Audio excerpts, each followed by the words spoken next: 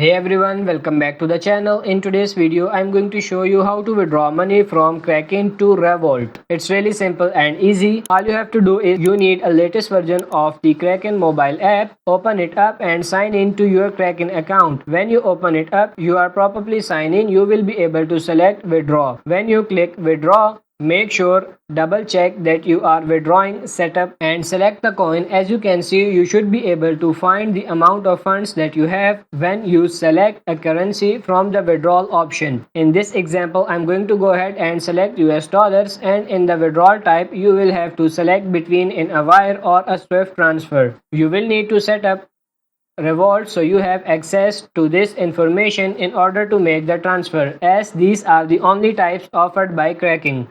So as you can see, I went ahead and I select Swift, and you will have to include the details about the account. So you will need to include all the requested information, everything that has a little address next to the name, and as long as all the information is valid and legitimate, you will be able to include the amount, seed, fee, and make the transfer. As long as your Revolut account is valid and legitimate, you will be able to receive your Kraken funds when you input those details in here. So that's pretty much it for this video. I hope this video was helpful. If it is, like it and subscribe to the channel. Thank you.